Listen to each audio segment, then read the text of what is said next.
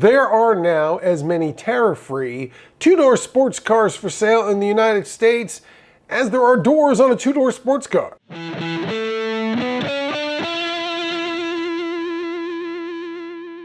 Hi, I'm Gary Gastelou. So for now, there is a 25% tariff on all new vehicles imported into the United States. The only way completely around it is to build your vehicles here. And that's a big problem if you're looking for a sports car. That's because the discontinuation of the Chevrolet Camaro way back in 2023 now left just two-door sports cars made in the United States. And they have something interesting in common because the factories they're built in are named after the towns the factories are in.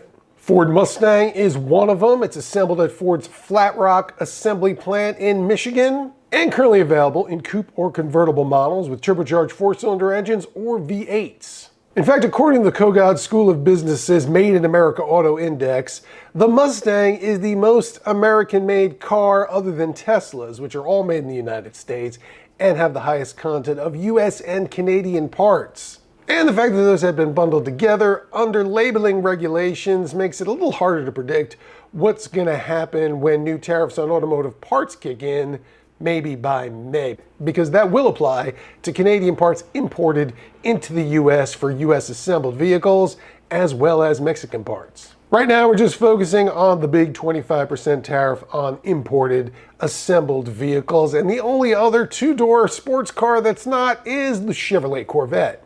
That's built at GM's Bowling Green assembly plant in Bowling Green, Kentucky, and is currently available in Stingray, Z06, and E-Ray models, the last of those being named the American Cars and Racing 2024 US-built Sports Car of the Year, of course. And anytime now, Chevrolet is going to be adding the over-the-top 1,064 horsepower Corvette ZR1. Now, the interesting thing about this is that the ZR1's most direct US competitor will be the Ford Mustang GTD. That's an 815 horsepower GT3 racing-inspired version of the Mustang that costs $325,000 and holds the lap record at the Nürburgring for cars from US brands. But not necessarily cars made in the US, because while the basic body that the GTD is based on is built at Flat Rock, that gets exported to Ontario to the Multimatic factory where the GTD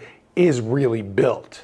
Same story for the old Ford GT supercar, and if you looked on its window sticker, the final assembly point was listed in Canada. So unless Ford moves things around, it looks like that one is going to be subject to the 25% tariff. Now, that's not all of the sports cars built in the United States, just the two doors. We do have a couple of four doors and, well, five doors. The Acura Integra Type S four-door liftback is made in Ohio. The Cadillac CT4 and CT5 sedans, which are available in the very high-performance Blackwing models, are made in Michigan. And on the electric side, you have the Tesla Model S Plaid, the Model 3 Performance, and the Lucid Air, which you can get in the Sapphire trim with 1,234 horsepower, plus a top speed of 205 miles an hour. It's $250,000, but it is tariff-free. Now, of course, there are a couple of exotic cars built in the United States, like the SSC Tuatara, the Scuderia Cameron Glickenhaus SCG-003,